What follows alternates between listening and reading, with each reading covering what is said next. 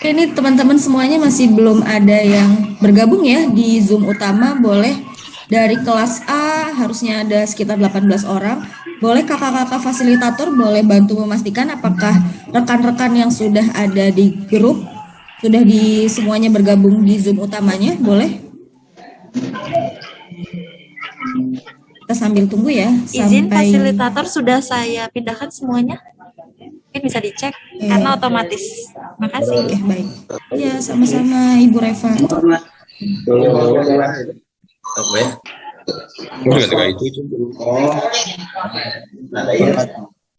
Kembali mengingatkan kepada Bapak Ibu semuanya peserta OPOP batch 2 untuk yang belum mengganti namanya. Oke, masih double-double ya suaranya.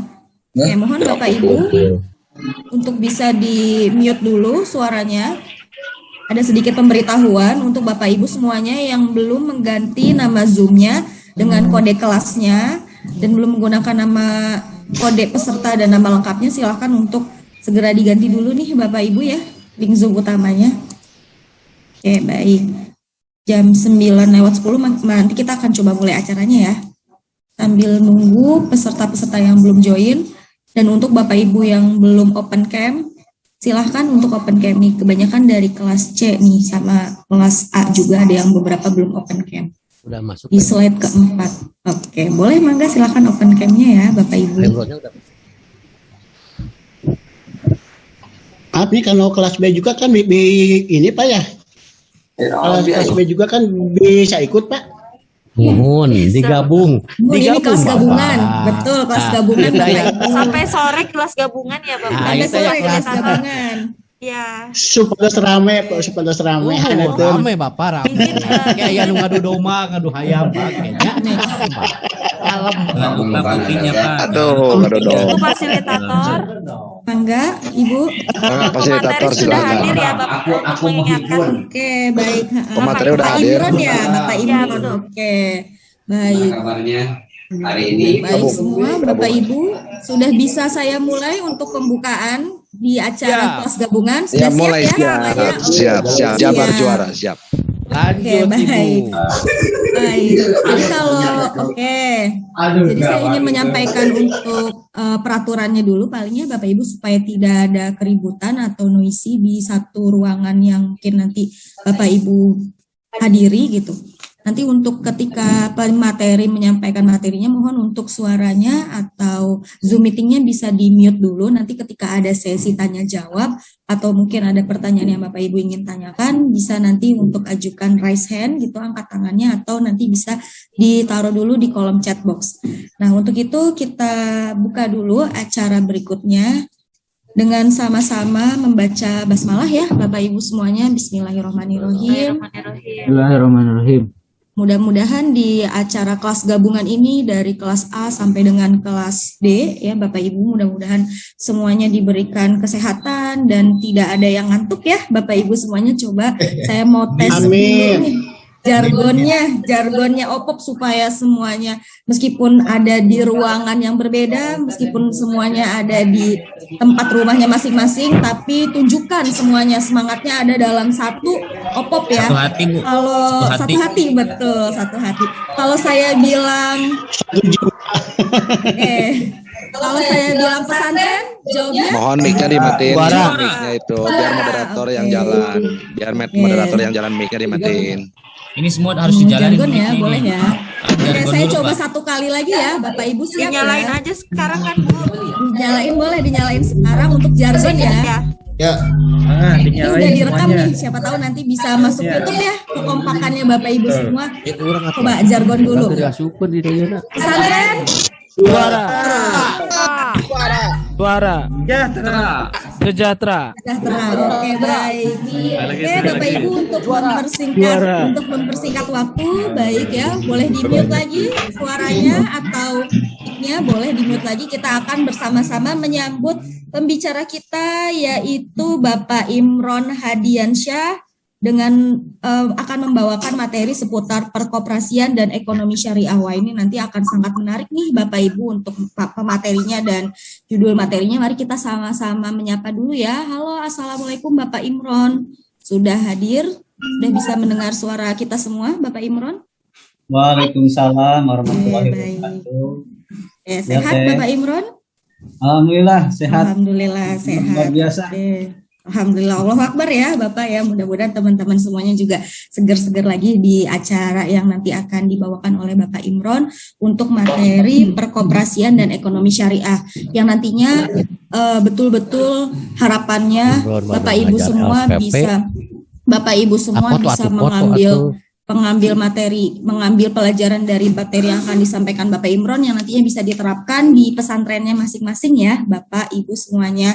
Pasti di pesantren kan identik banget dengan hal-hal ekonomi syariah dan perkoperasian. Nah ini sangat menarik. Mohon untuk dipersiapkan kembali alat tulisnya atau catatannya, nanti mungkin ada yang nyatet via Google Dokumen atau dari Microsoft Word dan sebagainya. Karena nanti Bapak Ibu semua akan diminta notulensinya ya untuk tugas juga. Jadi mohon nanti disimak apa-apa yang disampaikan oleh Bapak Imron, insya Allah nanti akan berguna untuk perkembangan bisnis pesantren, terutama perkoperasiannya Bapak Ibu semua di pondok pesantrennya masing-masing. Mangga saya persilahkan kepada Bapak Imron Hadiansyah. Baik, materinya bisa di-share, Pak. Boleh PPT-nya, mangga. Ya tuh.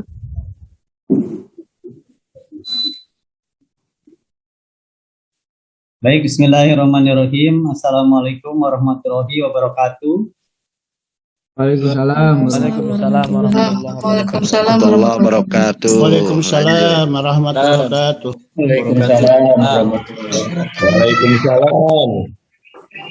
Alhamdulillah suaranya terjelas ya. Berarti terdengar ya suaranya Bapak Ibu sekalian. Alhamdulillah yang ya Bapak Ibu sekalian, para peserta OPOP yang saya hormati, alhamdulillah wasyukurillah, puji dan syukur senantiasa kita curang limpahkan kehadirat Allah Subhanahu wa taala, karena berkat mudahnya pada kesempatan ini kita bisa berkumpul ya walaupun secara virtual. Di momen ini mudah-mudahan kegiatan ini bisa membawa keberkahan untuk kita semua. Amin. Salawat dan salam juga tercurahkan kehadirat baginda Rasulullah Muhammad Sallallahu Alaihi Wasallam, juga kepada keluarganya, kepada sahabatnya, tabiin atau tabiin, dan mudah-mudahan sampai pada kita semua selaku umatnya. Para peserta OPOP semua yang saya hormati, materi kita yaitu tentang perkoperasian khususnya ya, perkoperasian dan ekonomi syariah. Nanti kita akan lebih dari materi itu, sebetulnya akan lebih kita gali itu tentang kopontrennya ya, karena itu menjadi titik sasaran dan juga harapan pasca kegiatan OPOP ini tidak hanya berhenti kemudian selesai di akhir kegiatan rangkaian OPOP, tapi ada tindak lanjut dari kegiatan ini ya, dari OPOP itu, yaitu ada dilanjutkan dengan di masing-masing operasi, di masing-masing pesantrennya itu. Mohon maaf Bapak, ada suara yang masuk nih, mohon maaf. Itu mic-nya matiin biar nggak rame. Udah ya, mohon maaf nih. Ini kebetulan di sini juga kondisinya hujan ya. Ini lagi hujan, saya sedang di Indramayu nih posisi.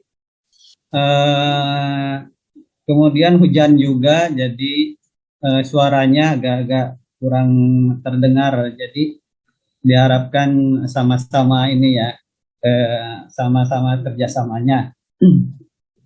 Baik, dilanjutkan. Jadi sasarannya khususnya di materi ini adalah bagaimana harapan itu muncul.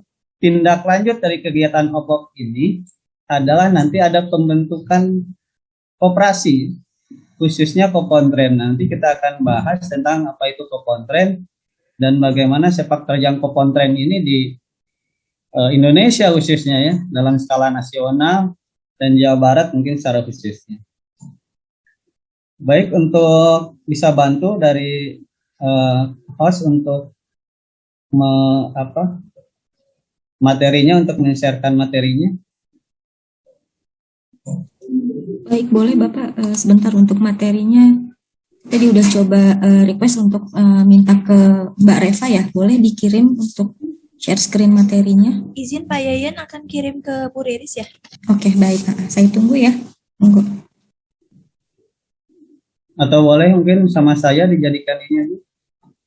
Pak Imron sudah dijadikan co-host, Pak? Oh, udah, barusan ya. Ya, sudah dijadikan. Oke.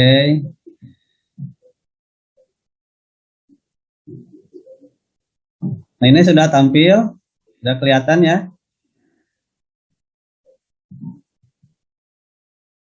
Nah, ini materi kita tentang koperasi, perkoperasian dan ekonomi syariah. Nah, nanti titik penggalian ini tentu materi ini sangat dalam ya, sangat besar, sangat luas gitu. Di waktu yang terbatas ini nanti kita tentu tidak bisa secara keseluruhan menggali itu. Tapi kita ambil titik fokus pembahasan, yaitu perkoperasian ini luas, ekonomi syariah juga luas. Kita nanti titik fokus pembahasannya lebih kepada kontrennya gitu ya, koperasi pesantren. Karena itu yang menjadi harapan pasca kegiatan OBOP ini melahirkan koperasi-koperasi pondok pesantren yang berkualitas dan maju berkembang untuk kesejahteraan ekonomi bangsa Indonesia. Oke, ini sebagai landasan filosofis koperasi. Dasar filsafatnya tentang koperasi yang harus menjadi mindset, yang harus menjadi paradigma dari para pendiri koperasi atau calon pendiri koperasi ini. Koperasi yang pertama adalah organisasi ekonomi, ya, yang wataknya sosial. Jadi organisasi, di sudut pandang tertentu, sudut pandang keorganisasian, koperasi itu apa? Koperasi itu adalah organisasi. Berarti di dalamnya sebuah wadah yang banyak orang, ada pergerakannya, tapi pergerakannya dari aspek ekonomi. Kemudian wataknya sosial, karena memang gerakan koperasi yang ekonomi ini, dia memiliki sebuah misi sosial dalam rangka membantu, ya, membantu sesama. Apalagi koperasi syariah, misalnya di unit simpan pinjam. Kalau kita bandingkan unit simpan pinjam di koperasi yang konvensional, itu memang titik berat penggaliannya itu di profit oriented, ya, bagaimana mendapatkan sebuah margin yang besar, sebuah laba gitu ya, yang besar, walaupun nanti laba itu diserahkan tentu saja diperuntukkan juga untuk anggota koperasi. Tetapi ada sisi perbedaan ketika unit simpan pinjamnya itu adalah syariah, karena di syariah ini tidak boleh ada yang namanya kelebihan gitu ya, yang diperjanjikan dari awal. Nah, kelebihan yang diperjanjikan dari awal ini kan dalam konteks bisnis itu menjadi sebuah keuntungan atau laba, tapi di syariah itu tidak diharapkan. Walau misalnya ada anggota yang pinjam 1 juta, nanti dibayar 1 juta lagi. Lalu apa yang menjadi keuntungan bagi koperasinya? Untungnya bagi koperasi adalah menjadikan koperasi itu bermanfaat bagi anggotanya. Ya, itu manfaat dengan adanya sistem seperti itu, aturan seperti itu, maka koperasi bermanfaat bagi anggotanya. Nah, karena dasar dari pinjam meminjam ini, dasarnya adalah tolong menolong. Nah, berbeda nanti dengan dasar dari proses usaha simpan pinjam yang lain. Dasarnya kalau di syariah itu tolong menolong, maka tidak jadi masalah, tidak ada margin, karena kita dasarnya itu menolong, tolong menolong. Nah, itulah sebuah koperasi itu sebuah organisasi ekonomi yang berwataknya itu sosial. Kemudian yang kedua, koperasi adalah kumpulan orang. Kumpulan orang bukan kumpulan modal. Jadi yang berkumpul itu bukan modal. Kalau di PT, kumpulan modal. Siapa yang memiliki modal yang paling besar, saham yang paling besar, maka ia memiliki potensi menguasai keputusan paling besar. Tetapi kalau di koperasi itu kumpulan orang, maka bukan koperasi kalau hanya didominasi dan dikuasai oleh satu orang. Bukan koperasi kalau pemilik modalnya yang memiliki modal koperasinya satu orang atau sekelompok orang. Karena koperasi secara filosofis adalah kumpulan orang. Nah, bukan kumpulan modal. Tadi kalau di PT misalnya modal, siapa yang punya modalnya paling besar, ia memiliki potensi menguasai keputusan paling besar. Di koperasi tidak. Jadi prinsip koperasi satu orang satu suara. Masing-masing orang yang berkumpul ini memiliki kewenangan dalam putusannya sama, gitu ya. Jadi satu orang satu suara. Nah, sehingga tidak ada penguasaan dari sisi penguasaan keputusan. Semua keputusan yang lahir di koperasi itu berdasarkan kesepakatan mufakat bersama. Oke, yang ketiga, koperasi memberi manfaat benefit, gitu ya. Manfaat ya, bukan pendapatan. Ini contoh yang pertama tadi saya sampaikan. Jadi bukan profit oriented, bukan pendapatan yang paling utama diperoleh oleh koperasi, tapi benefit atau kemanfaatan yang paling utama yang harus dimiliki oleh koperasi. Maka tolak ukur koperasi yang bagus itu bukan dilihat dari SAU-nya yang besar. SAU itu ya laba lah ya, bahasa singkatnya. Jadi itu SAU itu diksi di koperasi untuk memperlihatkan keuntungan dari usaha yang telah dilakukan. Bahasa simpelnya laba, keuntungan atau laba. Nah, di koperasi itu bukan titik fokus pada itu. Koperasi yang bagus itu bukan koperasi yang labanya banyak, yang labanya besar. Koperasi yang bagus adalah koperasi yang manfaat keberadaan koperasi bagi anggotanya itu tinggi. Jadi orientasinya ke manfaat koperasi bagi anggotanya. Maka untuk apa koperasi memiliki aset besar? Tidak berartilah koperasi walaupun dia memiliki SHU atau laba yang besar, tetapi tidak memiliki kemanfaatan, tidak terasa kemanfaatan bagi anggotanya. Mungkin hanya dimiliki dan hanya dirasakan kemanfaatannya untuk segelintir orang. Misalnya. Tidak berarti, karena koperasi yang bagus, sekali lagi, bukan dilihat dari aset yang besar, bukan dilihat dari laba yang besar. Koperasi yang bagus dilihat dari kemanfaatan koperasi tersebut terhadap anggotanya. Nggak apa-apa nggak punya laba asal dia koperasi itu manfaat buat anggotanya. Karena misinya adalah kemanfaatan bagi anggota. Mensejahterakan anggota. Mensejahterakan anggota itu banyak tolak ukurnya. Bisa pendapatannya naik ataupun bisa daya belinya tinggi. Dengan harga murah, misalnya di koperasi konsumen, kalau nanti kita bahas, ya, koperasi ada 5 jenis. Salah satunya konsumen. Konsumen adalah koperasi yang usahanya itu bersifat konsumtif, memenuhi kebutuhan anggotanya bersifat konsumtif. Maka implementasi kemanfaatan koperasi bagi koperasi konsumen adalah misalnya dari sisi harga yang murah bagi anggota, mahal bagi non-anggota. Maka harus berubah nih. Kalau nanti Kopkontren punya Wasserda, Kopkontren punya toko, harga penjualan kepada anggota koperasi dengan harga penjualan kepada yang bukan anggota koperasi itu harus berbeda ya. Kepada anggota koperasi harganya harus jauh lebih murah daripada ke masyarakat umum atau non anggota koperasi. Dengan begitu, dengan harga yang murah maka daya beli dari anggotanya tinggi. Dirasakan manfaatnya bahwa oh iya beli di koperasi dengan saya jadi anggota koperasi barang-barang yang ada disediakan oleh koperasi itu murah-murah. Saya jadi bisa belinya. Harga 1.000 kalau beli di toko lain tidak terbeli. Tapi harga 1.000 dengan kalau di koperasi saya itu ternyata bisa membeli barang misalnya karena harga yang murah. Nah itu jadi konsep koperasi memberi manfaat atau benefit bukan pendapatan atau profit gitu ya. Kemudian yang keempat, filosofis keempat bahwa koperasi itu bukan bertransaksi kepada anggota, tetapi anggota yang bertransaksi melalui koperasi. Artinya partisipasi anggota itu menjadi sangat signifikan, partisipasi anggota menjadi sangat berarti bagi kemajuan koperasi.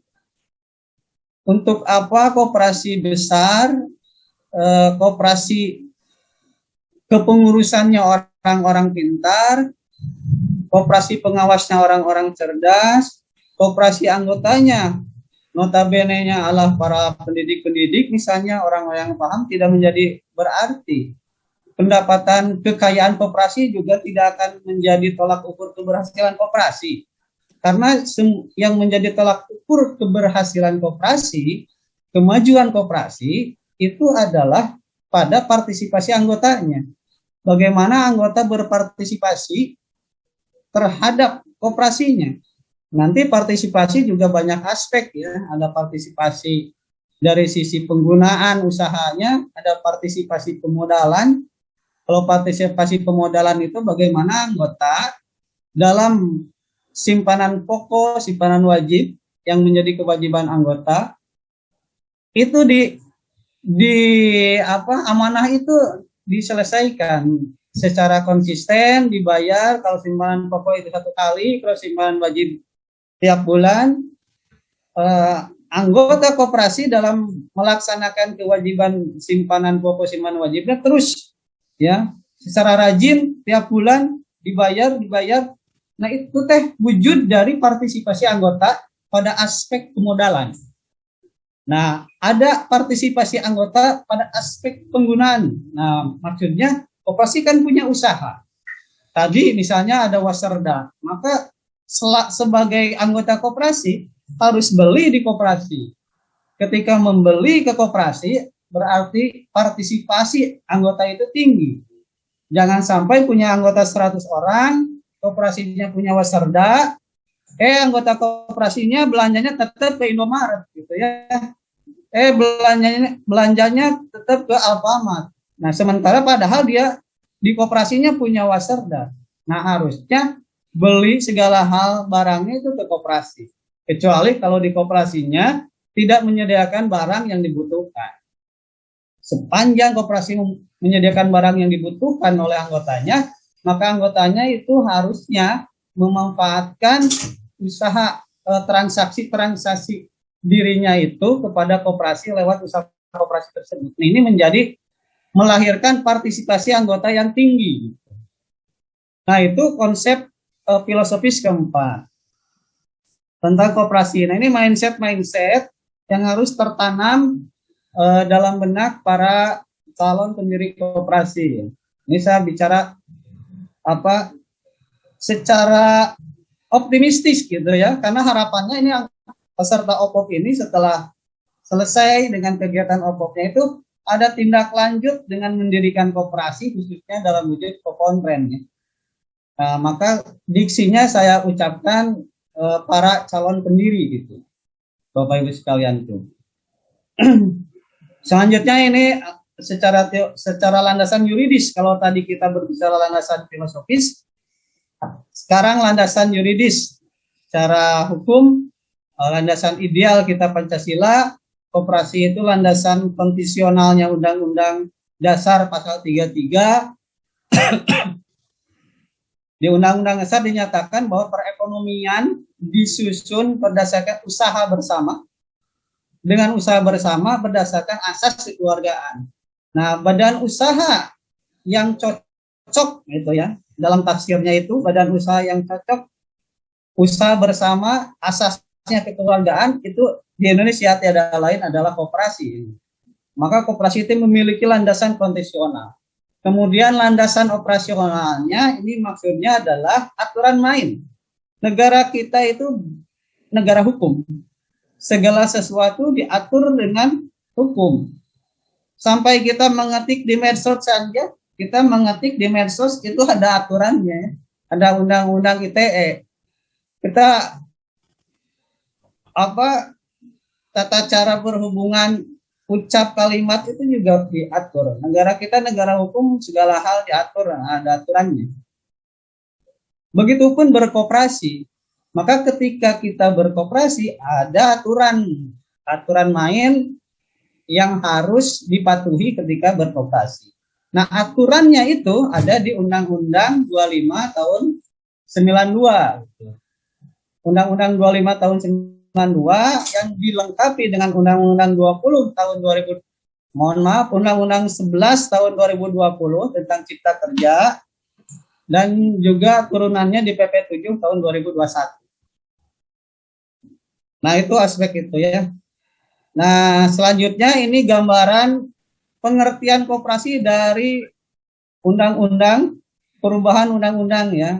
Dari mulai undang-undang koperasi pertama itu di tahun 58. Tahun 58 mulai koperasi didirikan itu tahun 47.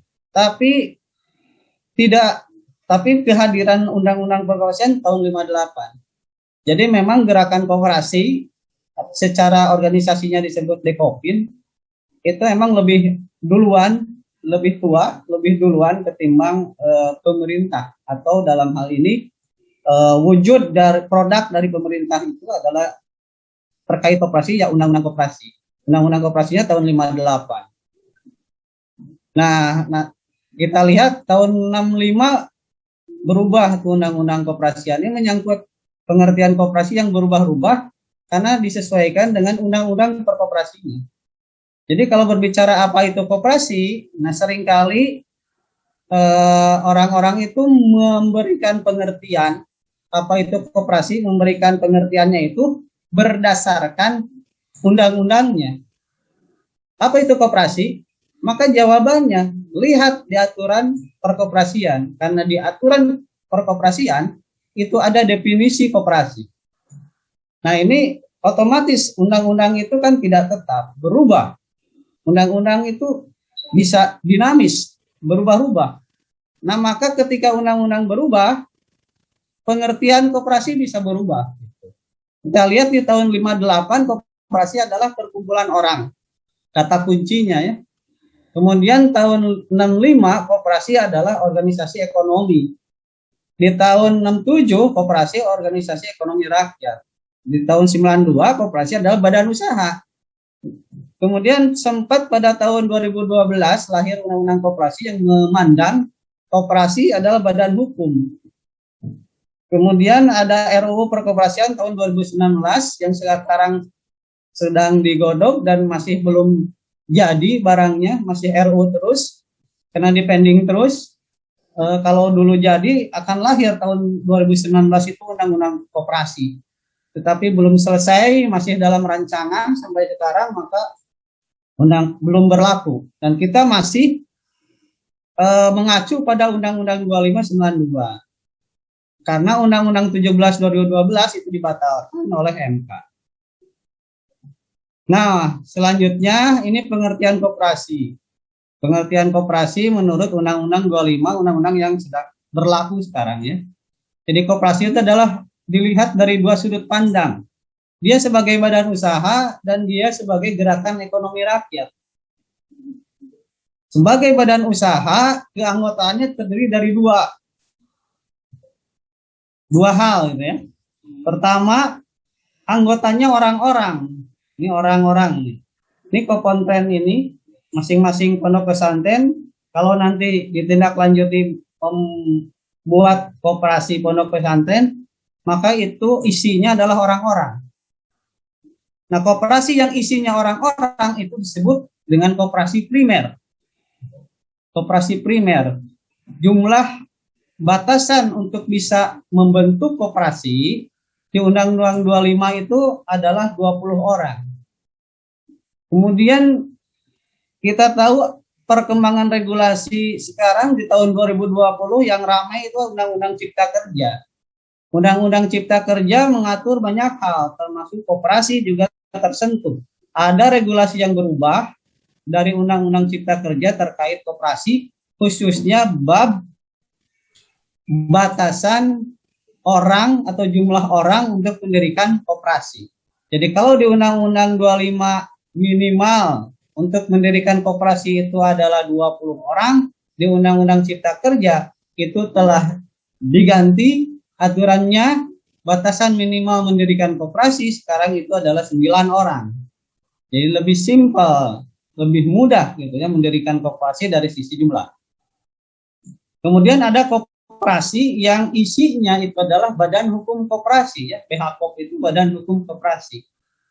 Nah, maksudnya koperasi primer. Jadi koperasi primer atau orang-orang yang mendirikan koperasi kan itu disebut koperasi primer.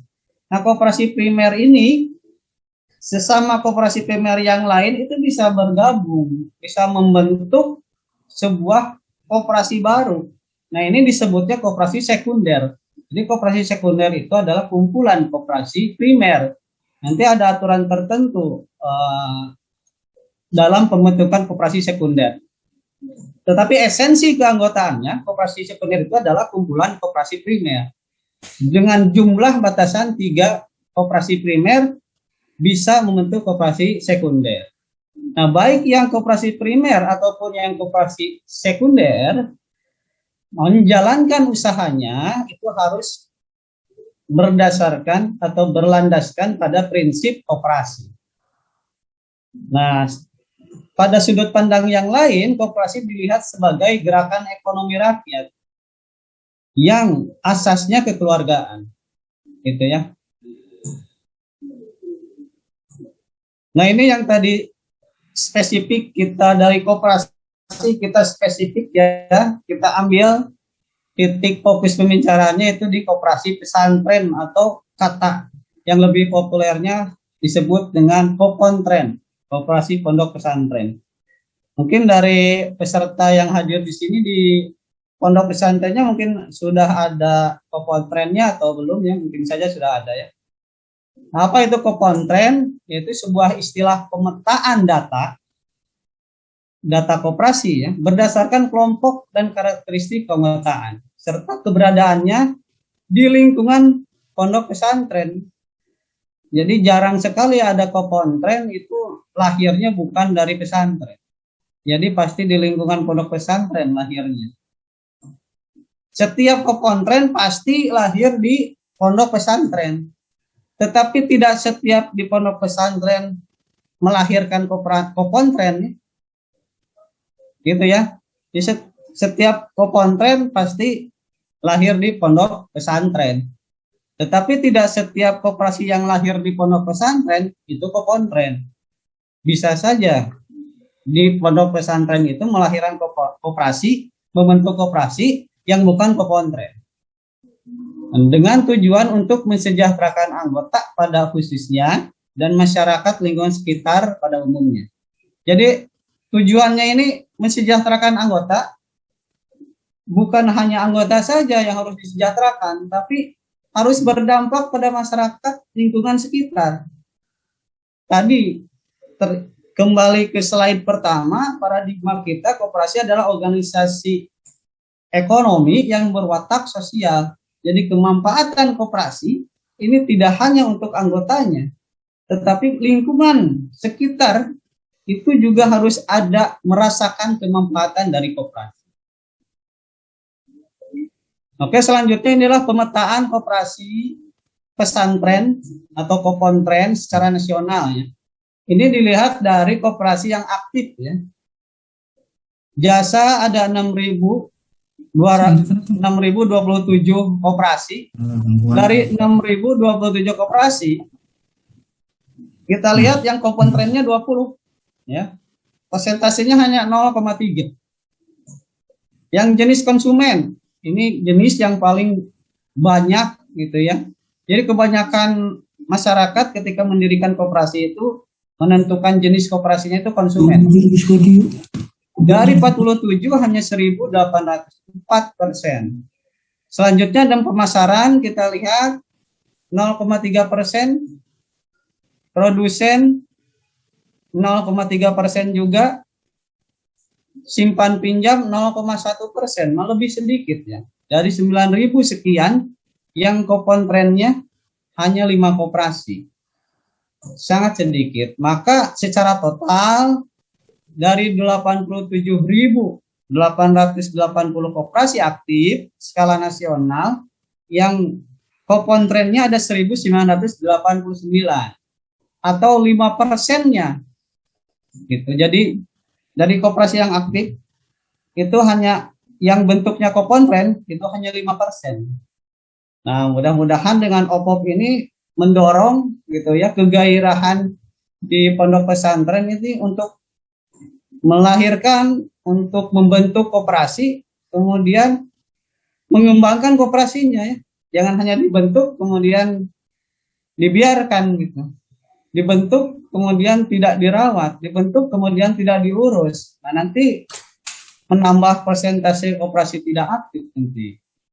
Nah, harapannya dibentuk kemudian dikelola dan dikembangkan dan berkontribusi ya untuk anggota dan masyarakat sekitar. Sehingga persentase jumlah koperasi aktif coupon trend ini terus berkembang gitu. Nah, ini selanjutnya ada data-data di Provinsi Jawa Barat ya.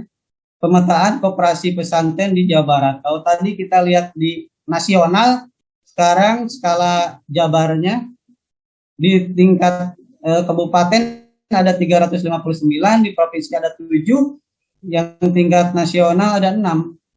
Ya. Jadi totalnya 372 coupon trend di Jawa Barat itu totalnya ya. Ada 370 coupon trend. Nanti ini akan bertambah ya ketika para peserta OPOP sekalian menindaklanjuti setelah kegiatan OPOP ini dengan mendirikan coupon trend.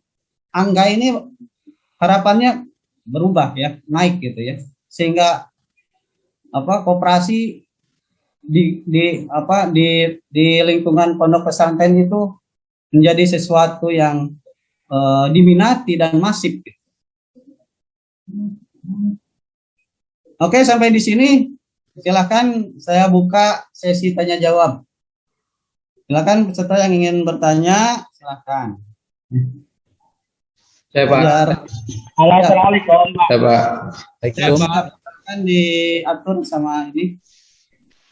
Siapa? Siapa dulu nih? Jamil. Ya. Assalamualaikum warahmatullahi wabarakatuh. Waalaikumsalam warahmatullahi wabarakatuh. Terima kasih Pak. Kebetulan saya dari Tasikmalaya Pak. Ini sedang proses pengajuan juga Pak untuk koperasi. Kemarin sudah ada info sudah mengajukan surat ke koperasinya itu untuk yang berbadan hukum gitu Pak. Karena memang kemarin kelemahan kami kita belum punya koperasi yang berbadan hukum Pak. Cuman untuk proses tahapan ya.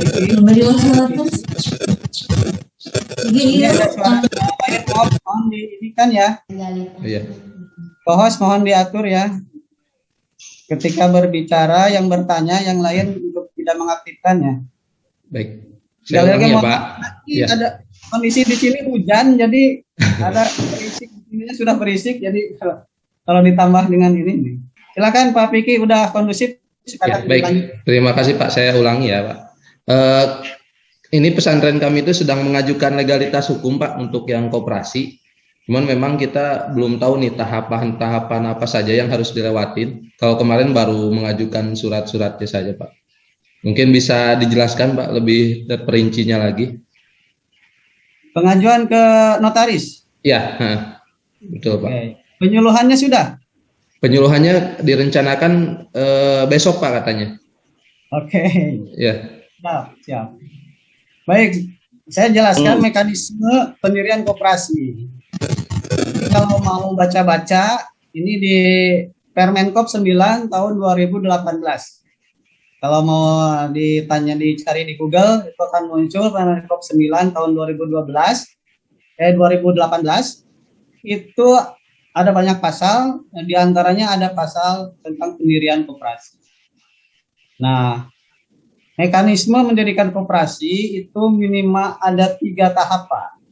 Pertama penyuluhan, yang kedua rapat pendirian, yang ketiga pengajuan SK Badan Hukum ke notaris tadi ya.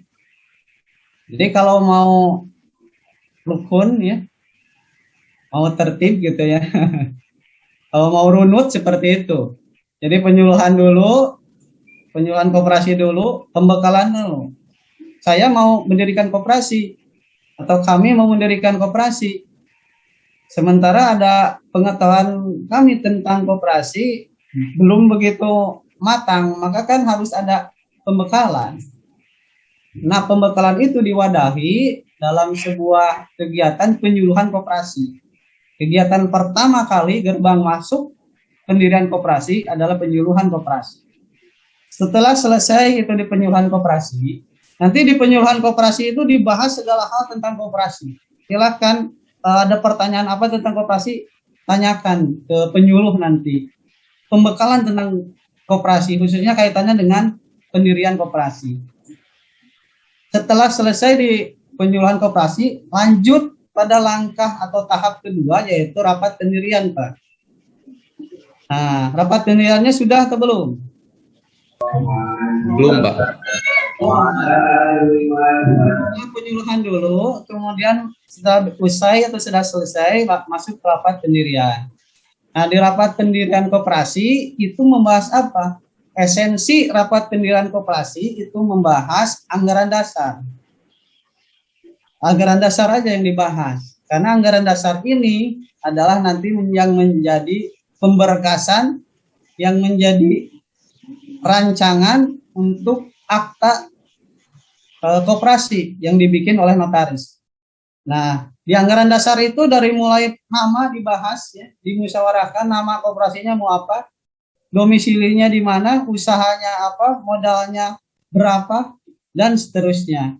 Jenis koperasinya mau apa, nah bentuknya mau apa mau kopontren atau bukan kopontren. Nah, di rapat pendirian itu dibahas.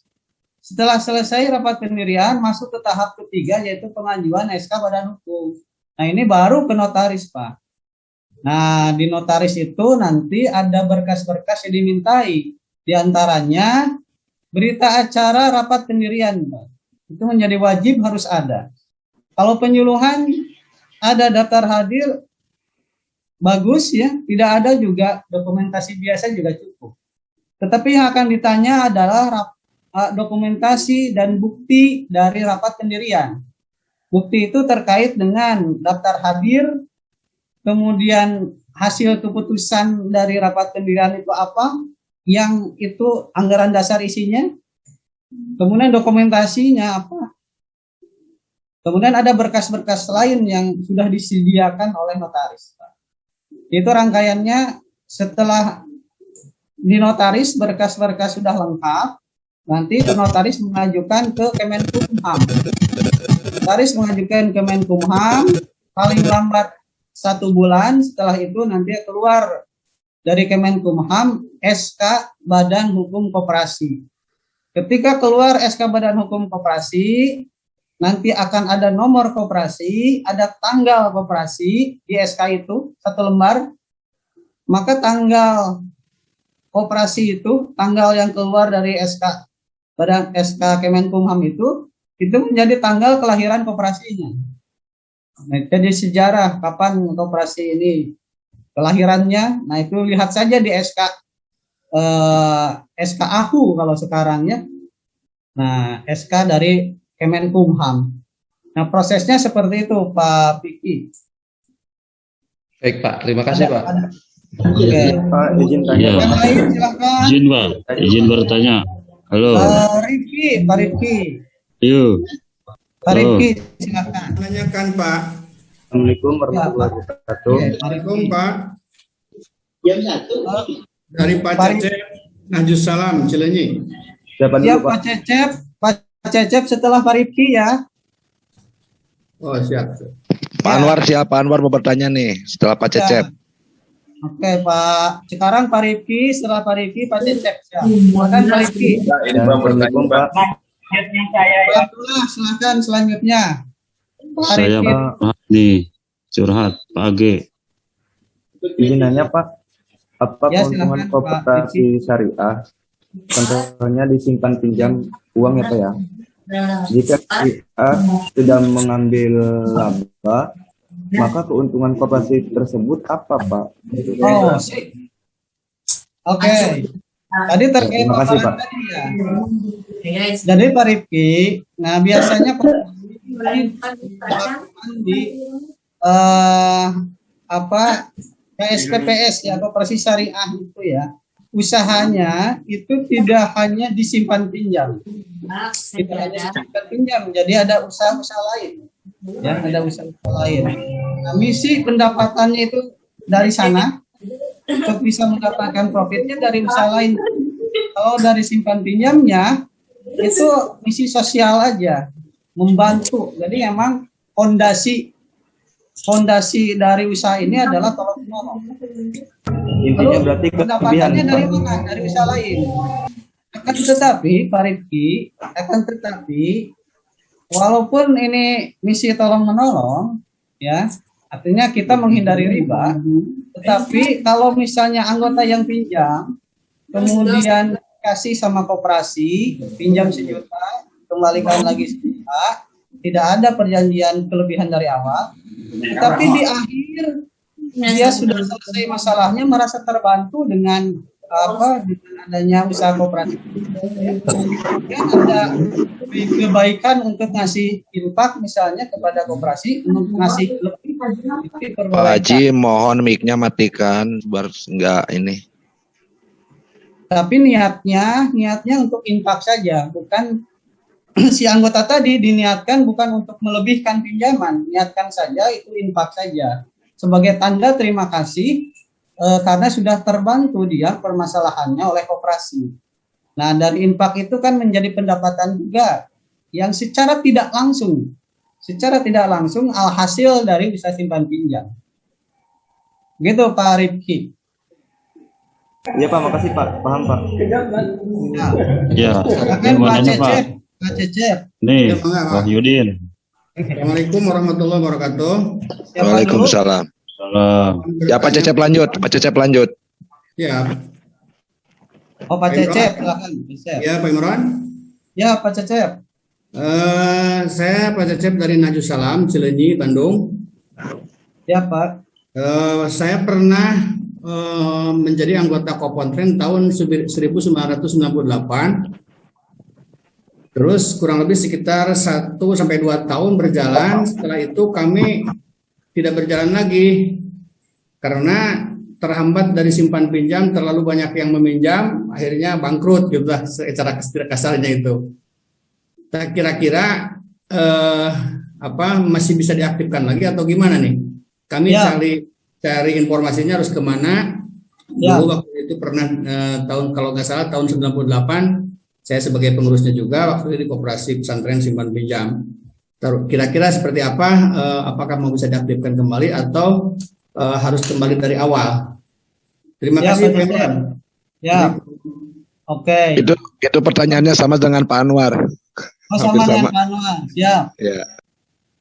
Jadi kalau koperasi tadi Pak Cecep bilang koperasinya bangkrut karena banyak yang meminjam, kemudian koperasinya bangkrut. Itu belum selesai Pak Cecep kalimatnya. Karena kalau koperasinya usahanya disimpan pinjam, kemudian banyak yang meminjam, itu harusnya bagus gitu. Kalau banyak yang meminjam, ya bagus kan koperasinya simpan pinjamnya, usahanya di sana. Mungkin Tapi modalnya pun nggak ada Pak.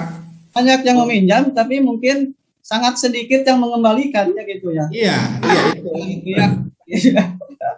Jadi Jadi penyakit peminjam itu gitu. Penyakit. ya, Penyakit kadang-kadang masyarakat. nyimpannya cuma sedikit, galak Pak. pinjamnya banyak. Tuh galak. Nah, simpan sedikit, pinjamnya banyak, gak masalah Pak. Sebetulnya gak masalah. Nyimpan sedikit, pinjam banyak, gak masalah asal mengembalikan. Nah, masalahnya ada di penarikan pinjaman kalau dalam konteks usaha simpan pinjam. problemnya ada dalam penarikan pinjaman. Piutang macet nih, utang macetnya sangat besar. Itu menjadi koperasinya usahanya tidak berjalan. Apakah bisa diaktifkan di tahun 98, 2 tahun berjalan berarti sampai sampai tahun 2000 ya? Ya, 2000. Tahun berjalan, apakah bisa diaktifkan? Bisa, Pak. Syaratnya ada orang yang ingin mengaktifkannya, Pak. Ya, harus ada orangnya dulu untuk bisa mengaktifkannya, karena tidak bisa aktif sendiri. Misalnya pakai sistem diklik gitu nggak bisa ya. Jadi harus ada orang yang mengaktifkan, dan orang itu adalah pengurus atau anggota dari koperasinya. Nah, anggota dari koperasi Pak Cecep waktu itu berapa orang anggotanya, Pak? Halo? Anggota koperasi Pak Cecep dulu berapa orang? Lebih dari 100. Nah, lebih dari 100 itu, Pak. Pak Cecep cari orang yang anggota koperasi itu yang masih punya gairah, semangat untuk mengaktifkan koperasi lagi. Minimal 9 orang, Pak. Oh gitu ya. Nah, dari 100 ada 10 orang misalnya, oke, yuk saya setuju kita koperasi lagi, kita berkoperasi lagi. Nah, maka nanti nama programnya atau nama kegiatannya itu adalah aktivasi koperasi, Pak. Nah, pengajuan bersurat ke dinas permohonan aktivasi koperasi. Nanti dari dinas hadir, ada orang utusan dinas untuk membimbing, mengarahkan kegiatan aktivasi koperasi ini, Pak Cecep. Isi dari aktivasi koperasi ini kurang lebihnya hampir sama dengan rapat pendirian koperasi tahap 2 tadi. Jadi itu dibahas lagi masalah modal koperasinya, dipilih lagi pengurusnya, difikskan kembali keanggotaannya. Berarti itu kembali lagi dari nol kalau gitu. Mana, Pak? Kembali lagi dari nol mungkin kalau begitu. Betul, kembali lagi dari nol. Kalau koperasinya sudah tidak aktif, harus diaktifkan kembali dari awal lagi, Pak. Tetapi yang tidak dari awal lagi adalah SK badan hukumnya. Oh ya. Tidak harus ke notaris lagi karena sudah ada modal. Nah, itunya harus ada ya, Pak. Kalau mau mengaktifkan pemberkasannya SK badan hukumnya, ini konten masih ada belum berkas-berkasnya, Pak? Siap. Itu harus dicari, Pak. Berkas-berkasnya harus dicari. Sudah 20 tahun yang lalu, kalau seandainya berkasnya hilang gimana, Pak? Nah, kalau berkasnya hilang waktu tahun 98 CT 19. Siapa, Pak? CT yang mengeluarkan dinas koperasi bukan? Kontren. Yang mengeluarkan belum notaris ya? Belum, baru Kopontren waktu itu di notaris kan ya. Kisi-kisi Rumah perkantoran Metro di Soekarno-Hatta. Nah, jadi Bapak bisa mendatangi dinas koperasi atau lembaga yang mengeluarkan SK Badan Hukum Koperasi Bapak waktu tahun 98. Nah, siapa tahu di dinas itu koperasinya tingkat kabupaten, Pak? Iya, mungkin tingkat kabupaten. Nah, kalau misalnya tingkat Kabupaten Bandung, ke Dinas Koperasi Kabupaten Bandung, dikonsultasikan, ditanya apa masih adakah jejak berkas gitu ya dari koperasi ini gitu, Pak. Kalau sekarang kan sudah sistem dengan notaris, Pak. Kalau yang sudah ke notaris begitu hilang itu di notaris data. Waktu itu belum, Pak, belum. Ya betul. Waktu itu belum. Kalau sekarang itu sudah ada notaris yang memiliki arsip tentang sendiri koperasi. Kalau hilang itu tinggal ke notaris. Tapi kalau dulu kan belum pakai notaris, jadi belum. Tapi sisa-sisa usahanya masih ada sekarang juga sebetulnya.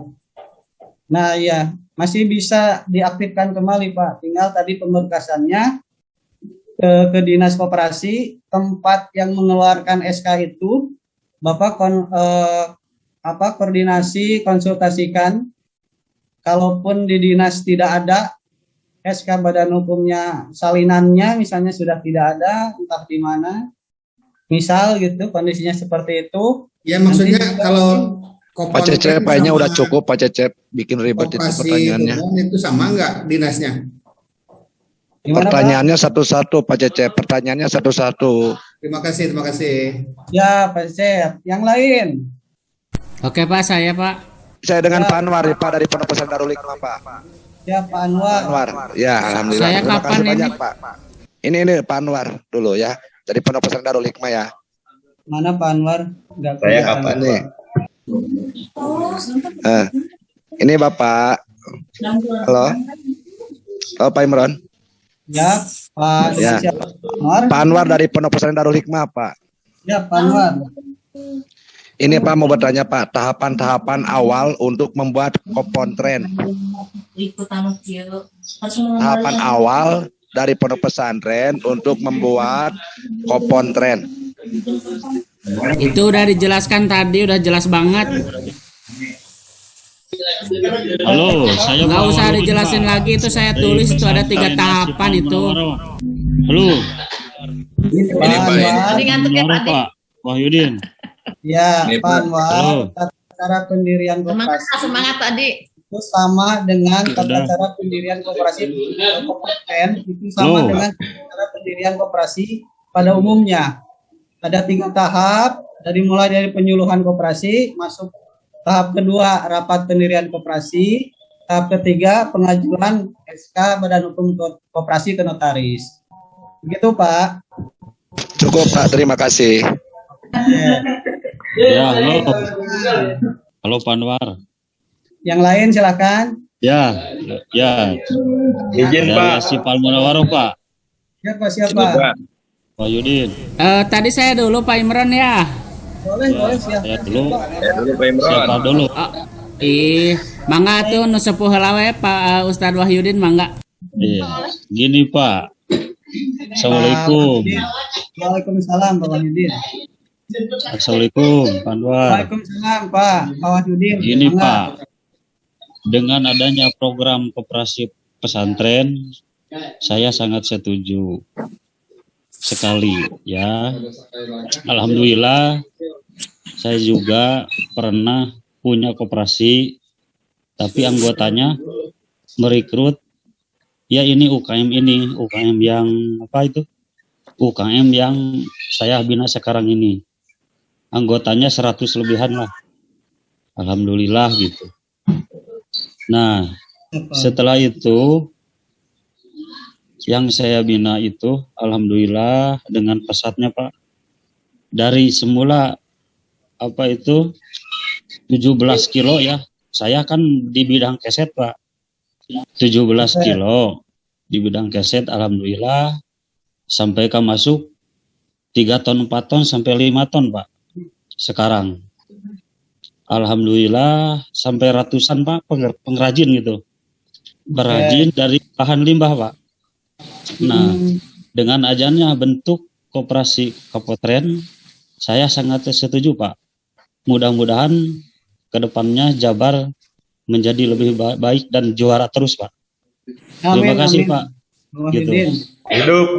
Iya, ya. Berjalan ya. Pertanyaannya apa Pak Wahyudin? Ya. Ya, mengapresiasi Pak. Halo. Baik, Pak. Alhamdulillah masih ada koperasi pondok pesantren yang buat sampai sekarang. Jadi Assalamualaikum. Lain silakan. Assalamualaikum. Lanjut Pak. Dari Pondok Pesantren Al Hasan. Ari Firyamidi. Ari, Kang Ari. Iya, ya Pak. Oke, silakan. Iya. Pak, mau bertanya Pak, kalau koperasi dikatakan berhasil itu caranya bagaimana Pak? Koperasi iya, dikatakan berhasil yang seperti apa itu koperasi? Ya. Makasih Pak. Itu juga udah dijelaskan tadi. Nah, Pak Wahyudin sudah menjawab ya. Nah, Ini apa aja Pak? Assalamualaikum. tapi saya jawab ya ini. Jadi secara singkat, koperasi yang bagus, yang berhasil, itu ada koperasi yang koperasinya itu bermanfaat bagi anggotanya.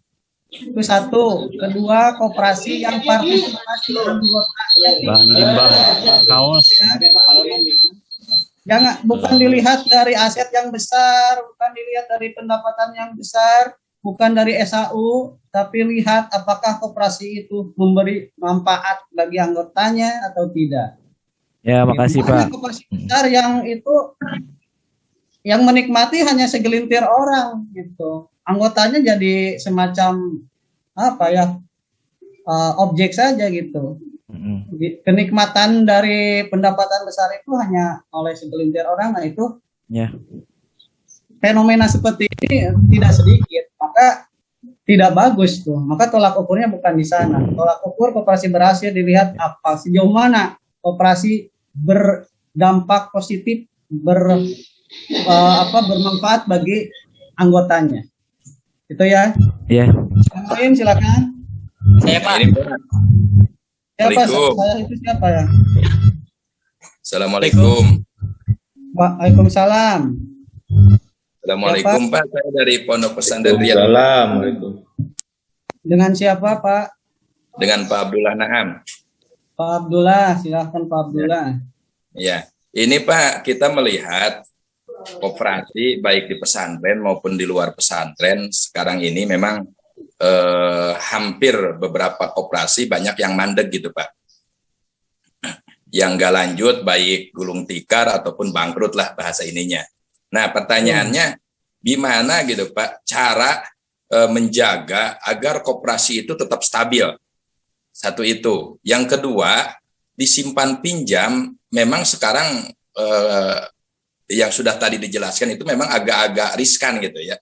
Jadi sehingga ketika meminjam dengan tanpa jaminan sesuai yang sudah dijalankan oleh pihak bank dan sebagainya, akhirnya yang meminjam jadi lebih sangar, yang dipinjam kadang-kadang jadi lemah. Satu itu. Yang kedua, terus di luar simpan pinjam, gitu. Di luar sangar mayar sesetnya Pak. Mayar seset mohon. Terus di luar simpan pinjam, kita bagaimana cara untuk menjalankan koperasi, sedangkan sistem online itu udah lebih mudah gitu Pak. Sistem online itu udah lebih mudah, belanja di online itu udah lebih ringan. Gitu. Nah, gimana cara menjaga kestabilan koperasi? Yang pertama, kalau disimpan pinjam, biar benar-benar amanah yang meminjam. Yang kedua, untuk di luar simpan pinjam, bagaimana untuk menyaingi belanja di online gitu Pak. Itu aja pertanyaan. Terima kasih. Pak Abdullah ya. Yang pertama, bagaimana koperasi bisa bertahan Pak? Kunci dari ini adalah kesadaran dari anggotanya Pak. Betul. Maka salah satu prinsip koperasi itu ada pendidikan anggota. Kita tahu prinsip koperasi sesuai Undang-Undang 25 itu ada 7 ya. 2 prinsip dasar tambah 5 prinsip dasar tambah 2 prinsip dalam rangka pengembangan, jadi 7 prinsip. Yang ke-6 itu adalah pendidikan koperasi. Prinsip itu berarti sesuatu yang harus dilakukan. Ini prinsip gitu ya, prinsipil gitu. Kenapa harus dilakukan? Itu saking pentingnya. Nah, salah satu dari 7 itu adalah pendidikan koperasi. Nah, untuk pendidikan koperasi ini maka harus dilakukan di koperasi itu, dilaksanakan.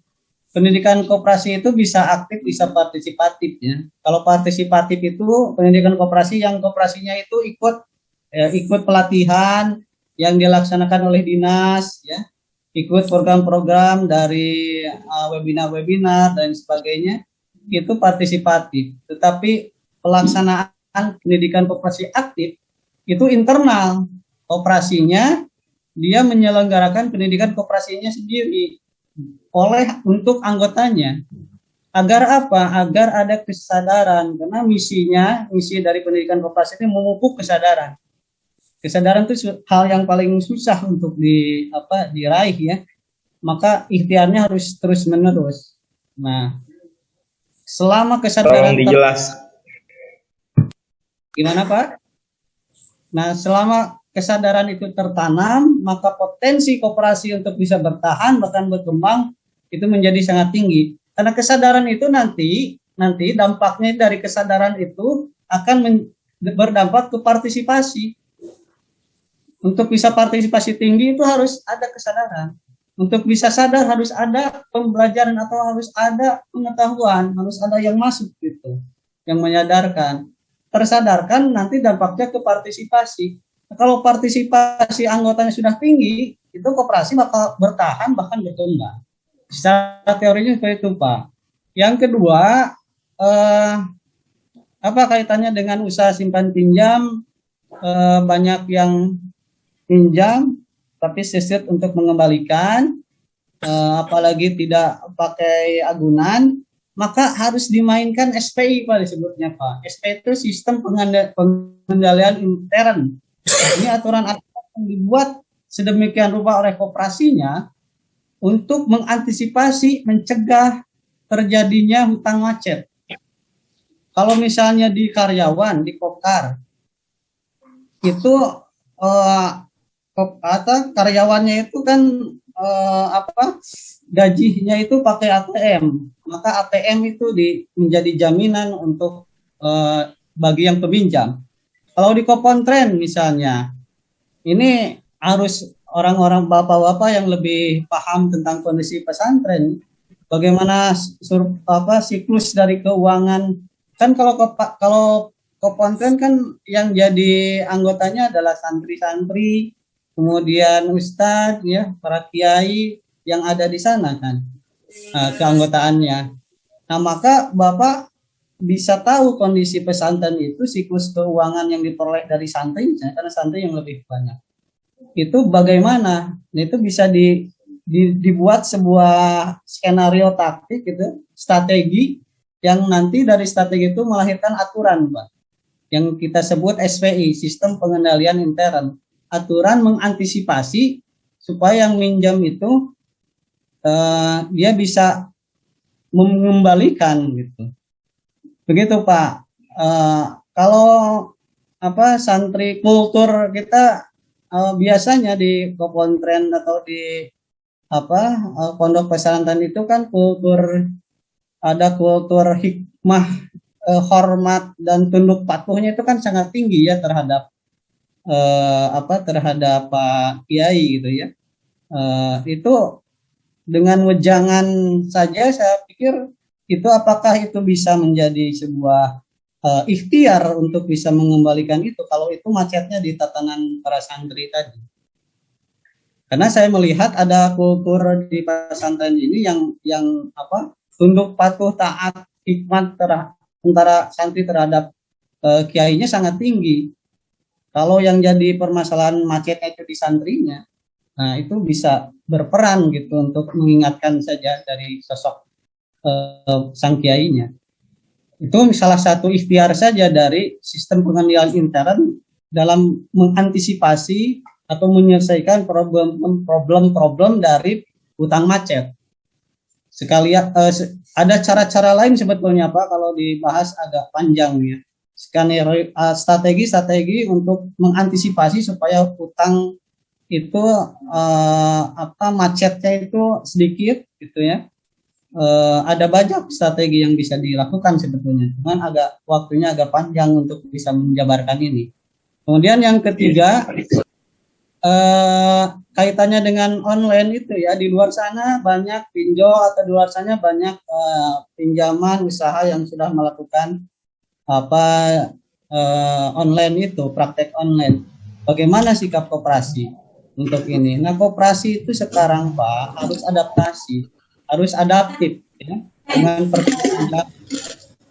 Maka kementerian itu punya program sangat mengarahkan kepada gerakan koperasi dengan adanya digitalisasi. Intinya bukan digitalisasinya, titik filosofisnya. Titik filosofisnya adalah mengikuti perkembangan zaman. Zaman kita sedang dalam seperti apa kondisinya. Nah, sekarang ini kan dengan industri 4.0 ini kan eranya internet, eranya digitalisasi, Pak. Segala sesuatu di-online kan, segala sesuatu digitalisasi. Ya termasuk acara ini ya, termasuk kita acara kita ini kan itu adalah perwujudan dari digitalisasi, dari internet gitu ya. Eranya seperti ini, era online, maka koperasi harus mengikuti perkembangan zaman. Perwujudannya ya harus melaksanakan digitalisasi misalnya, harus mulai pakai aplikasi. Koperasi juga jangan kalah dengan lembaga keuangan yang lain atau kompetitor koperasi yang lain gitu. Harus bisa menyaingi, bahkan kalau bisa harus lebih mampu untuk bisa lebih berkembang dibandingkan dengan badan usaha yang lain. Tapi yang terpenting adalah tadi ya, mindset kita harus terbentuk secara baik, bahwasanya koperasi yang bagus adalah koperasi yang memberi kemanfaatan bagi anggotanya. Nah, dengan dukungan seluruh anggota disepakati saja kalau misalnya digitalisasi ini dianggap sebuah kebutuhan, sebuah hal yang penting, ya kita lakukan itu gitu. Kalau anggotanya tidak merasa bahwa ini bukan saatnya, masih bisa ditanggulangi secara internal, secara manual ya, dan itu masih memberi manfaat bagi anggotanya, bisa saja itu digitalisasi menjadi hal yang ditunda. Tergantung itu. Tetapi keadaan zaman sekarang sudah eranya seperti itu, dan koperasi bagusnya beradaptasi dengan perkembangan zaman, Pak. Demikian, Pak. Halo? Saya Pak bertanya. Itu ya, Pak. Selanjutnya Pak Abdullah ya. Tadi Pak Abdullah, selanjutnya siapa? Saya Pak. Kita sampai jam berapa? Jam 10.30 ya. Masih ada 11 menit lagi, silakan. Ya, Assalamualaikum Pak. Pak Yaman ya. Ya. Izin Oke, bertanya. Pak Yaman. Silakan Pak Yaman. Silakan. Manfaat koperasi berbadan hukum dengan koperasi yang tidak berbadan hukum, Pak. Manfaatnya apa? Ulangi, Pak. Manfaatnya koperasi kalau berbadan hukum itu apa, Pak?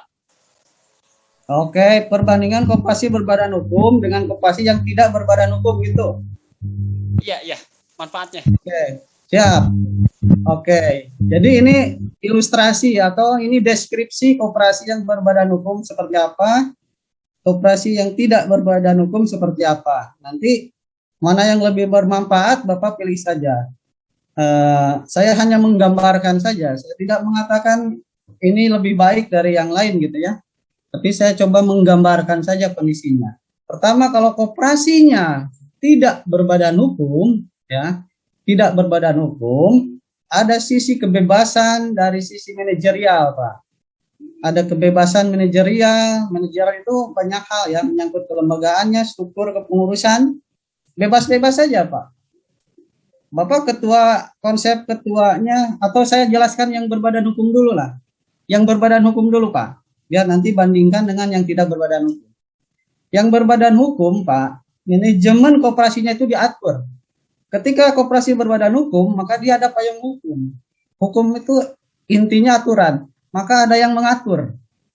Ada aturan main tadi. Aturan main misalnya terkait manajemen koperasi. Manajemen koperasi dari berbagai aspek, Pak. Dari aspek kelembagaan, dari aspek usaha, dari aspek keuangan. Nah, kelembagaan, kita bicara struktur, salah satu unsur dari kelembagaan misalnya struktur kepengurusan. Struktur kepengurusan saja Pak diatur. Sudah diatur tuh. Bahwa struktur pengurusan koperasi itu ada pengurus, ada pengawas, kemudian anggota. Pengurus itu 3 harus ganjil, Pak. Ini kan diatur ya, pengurus harus ganjil. Boleh 3, boleh 5 dan seterusnya. Kalau 3 itu cukup ketua, sekretaris, bendahara. Kemudian boleh 5, boleh 7 dan seterusnya. Kemudian pengawas juga harus ganjil. Kalau misalnya pengawas komposisinya 3, ada ketua, anggota 1, anggota 2. Nah ini kan diatur, Pak. Koperasi yang baru bikin pengurus, struktur pengurus saja diatur. Tidak boleh lepas dari aturan itu. Kemudian dari sisi manajemen, Pak, dari sisi pelaksanaan evaluasi, minimal 1 tahun sekali itu harus dievaluasi dalam wujud rapat anggota tahunan. Dievaluasi, evaluasinya 1 tahun sekali, bahkan kalau dalam aturan lain itu 3 bulan sekali dilaporkan, lebih bagus. Nah, kemudian dari sisi laporan keuangan, Pak. Laporan keuangan juga diatur. Laporan keuangan koperasi harus menyangkut 5 hal paling tidak. Ada PHU, ada neraca, ada penjelasan neraca, kemudian ada arus kas, ada laporan keuangan lain, nah gitu ya. Nah itu juga diatur. Ada wayahna ketika koperasinya berbadan hukum, kedah tiasa itu yang namanya pembuatan PHU, kedah tiasa membuat menyusun neraca itu kan. Penyusunan neraca kan rangkaian akhir, awalnya dari mulai jurnal dan mulai transaksi ke jurnal dan seterusnya. Ini menjadi kewajiban untuk pengurus koperasi mengetahui dan memahami itu. Jadi bikin laporan keuangannya tidak seenaknya, Pak. Ada aturannya. Kemudian ketika usaha dapat selisih, dapat laba. Labanya juga tidak seenaknya untuk apakan. Ada pos-posnya. Ya, kita sebut SAU, pembagian SAU, ada untuk anggota, ada untuk cadangan, ada untuk dana insentif pengurus pengawas, ada untuk dana pendidikan, dana sosial, dana pembangunan dari kerja. Jadi banyak sekali pos-pos yang harus ada diatur dalam koperasi. Intinya, ketika koperasi berbadan hukum, maka koperasi itu diatur oleh hukum itu dan terstandar, Pak. Semuanya sama, semuanya seragam. Kemudian koperasi bandingkan dengan koperasi yang tidak berbadan hukum. Koperasi yang tidak berbadan hukum, dia tidak ada tidak ada ikatan dengan aturan koperasi gitu ya. Aturan koperasi ini untuk koperasi yang berbadan hukum. Ketika koperasinya belum berbadan hukum, maka bisa dalam nyusun kepengurusannya ya bebas-bebas saja. Dalam format laporan keuangannya ya bebas-bebas saja. Itu Pak, kalau tidak berbadan hukum seperti itu. Tapi yang berbadan hukum dia ada payung hukum, dia ada aturannya, termasuk kalau ada apa-apa terjadi juga ada pemerintah yang menaungi membina terhadap koperasinya.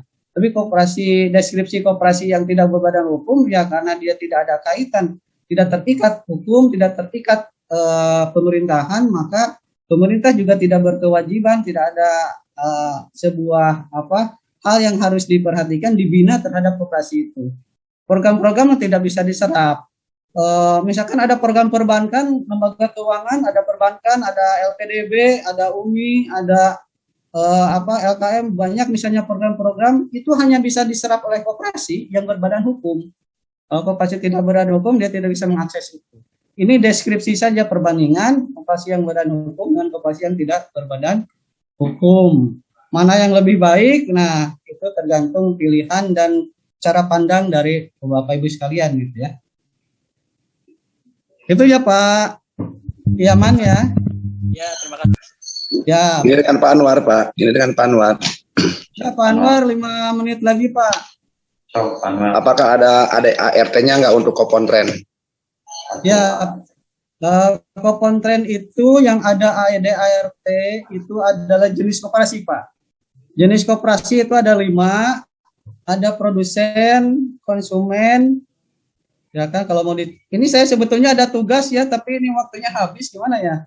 Saya serahkan nanti di akhir tugas, diselesaikan itu tugasnya, nanti ke panitia ya dikirimkannya jawabannya ya. Oke, ini takut lupa nanti di slide nanti ada tugas. Lanjut ya ke Pak Anwar. Pak Anwar apa tadi? Apa Pak? Ada ART, Kopontren. Oke, ada ART itu berdasarkan jenis Pak. Jenis koperasi ada 5, ada produsen, konsumen, jasa, pemasaran, dan simpan pinjam. Nah, masing-masing ada ART-nya. Nah, Kopontren ini bukan jenis, Pak.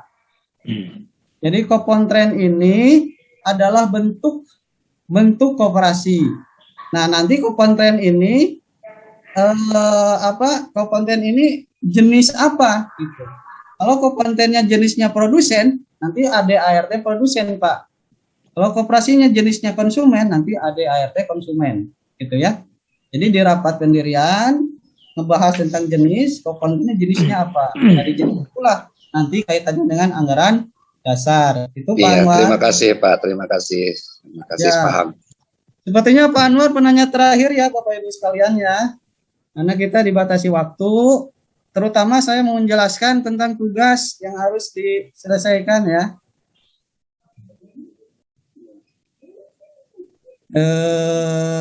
Bentar ya. Saya share tugasnya.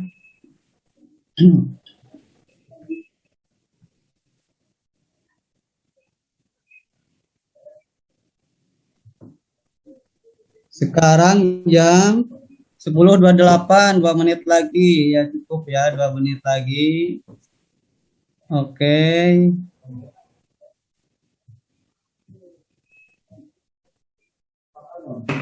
Baik, Bapak, 2 menit lagi ya. Ini peserta semuanya, wah lumayan cukup antusias ya, teman-teman semuanya, Bapak Ibu. Dari awal nih. Sangat menarik sekali, Bu. Bagus. Apalagi nanti ini materinya akan menyambung lagi gitu, masih relate dengan materi yang pertama. Di sesi yang akan datang akan ada materi seputar sertifikasi industri halal ya, atau mungkin sertifikasi produk halal. Nah, tadi seperti yang sudah disampaikan juga oleh Bapak Imron Hadiansyah, di sini sudah banyak sekali wawasan seputar dunia koperasi dan ekonomi syariahnya yang nantinya harapannya Bapak Ibu semuanya bisa menerapkan di pondok pesantrennya masing-masing, karena balik lagi seperti yang kita ketahui ya, untuk bisa menerapkan konsep ekonomi Islam atau ekonominya umat, insya Allah nanti lembaga atau perindustriannya Bapak Ibu semuanya itu ada dalam naungan keberkahan gitu. Jadi semuanya rezekinya bisa halal, santri-santrinya bisa semuanya taat, terus rajin. Amin, amin, amin. Amin ya Allah. Baik, terima kasih Bapak Imron Hadiansyah untuk pemaparan materinya. Boleh nanti tugas-tugasnya bisa Bapak Ibu kerjakan ya. Pak Imron di sini ada tugas ya Pak ya untuk bikin ini, gambaran Mbak. usaha. Mbak nanti di-share aja materi dari saya ke peserta. Nanti di slide itu ada tugas dan silakan itu dikerjakan. Nanti filenya kirim ke panitia ya.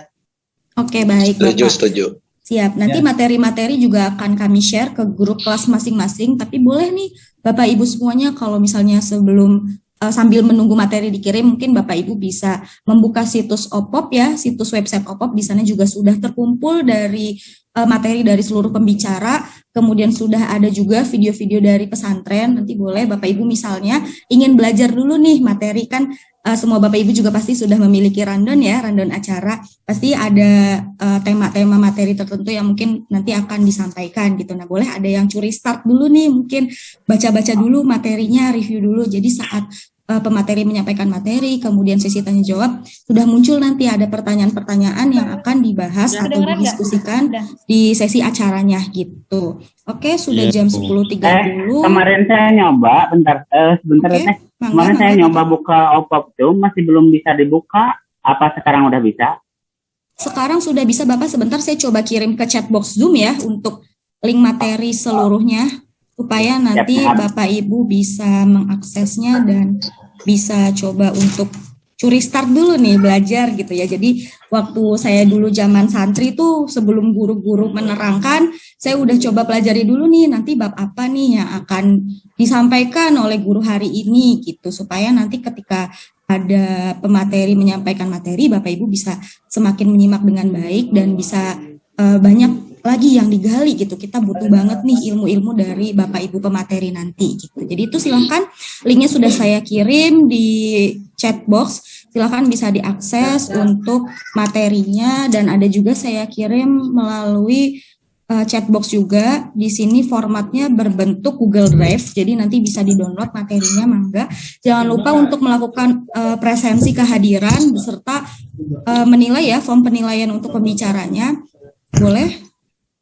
Untuk Bapak Ibu bersiap-siap lagi, kita akan masuk ke sesi berikutnya.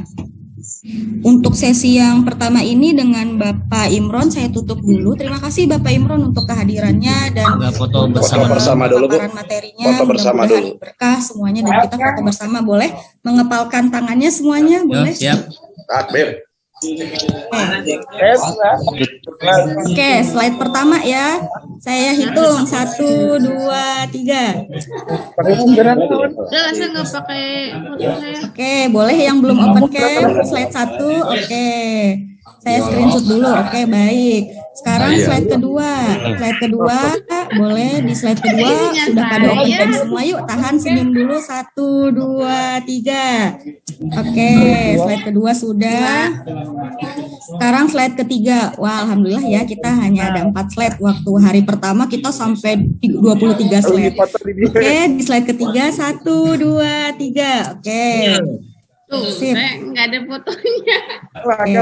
Nanti boleh ya Bapak Ibu, kalau foto-fotonya sudah saya kirim ke grup, nanti boleh nih di-upload di media sosial. Jangan lupa tag Instagramnya Opop. Boleh juga di-tag juga untuk di Instagramnya Jabar ya. Dinkop Jabar, Opop Jabar ya Bapak Ibu. Nanti sudah saya kirim, nanti saya kirim ke grup. Jangan lupa tag Pak Ridwan Kamil. Betul, tag Pak Ridwan Kamil. Setuju. Siapa tahu bisa di-repost ya Bapak Ibu Instagramnya, bisa di-repost, terus bisa di-follow back mungkin kalau Bapak Ibu nanti ternotis oleh Bapak Ridwan Kamil. Oke, mungkin untuk sesi foto bersamanya sudah selesai, nanti akan saya kirim fotonya ke grup peserta. Kita bisa lanjut ke sesi berikutnya ya. Terima kasih Pak Imron. Saya tutup dulu untuk acara yang pertama. Sekian, Assalamualaikum warahmatullahi wabarakatuh.